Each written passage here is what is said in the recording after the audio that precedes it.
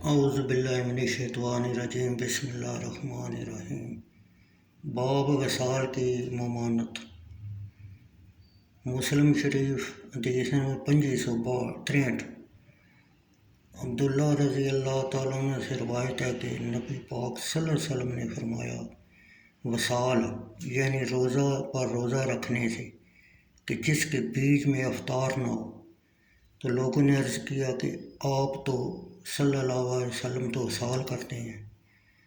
آپ نے فرمایا، میں تمہاری طرح نہیں ہوں، مجھے تو کھلایا جاتا ہے اور پلایا جاتا ہے، یعنی پروردگار کی طرف سے۔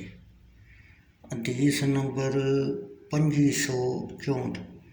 مضمون وہی ہے، فقط اتنا فرق ہے کہ آپ صلی اللہ علیہ وسلم نے رمضان میں وصال کیا اور لوگوں نے پھر بھی آپ صلی اللہ علیہ وسلم نے ان کو منع فرمایا۔ حدیث نمبر 2566۔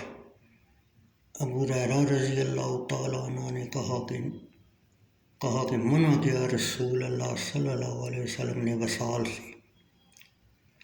تب ایک شخص نے عرض کی کہ یا رسول اللہ، آپ تو وصال کر لیتی ہیں۔ تو فرمایا رسول اللہ نے کہ تم میں سے کون ہے میرے برابر؟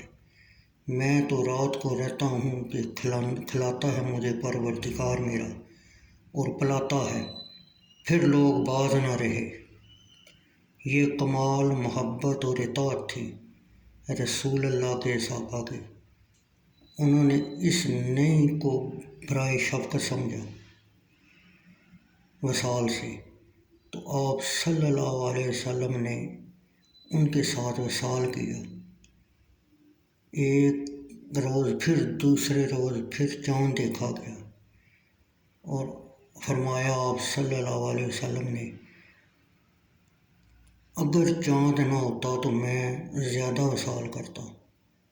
اور یہ فرمانا آپ کا زجر و توبیخ کی راہ سے تھا، وہ باز نہ رہے وصال سے۔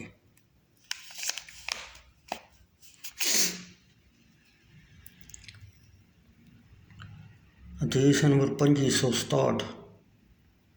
ابو ہریرہ رضی اللہ تعالیٰ عنہ نے فرمایا، رسول اللہ صلی اللہ علیہ وسلم نے دور رہو وصال سے۔ تو کسی نے عرض کیا کہ آپ صلی اللہ علیہ وسلم وصال کرتے ہیں۔ آپ صلی اللہ علیہ وسلم نے فرمایا، تم میرے برابر نہیں ہو،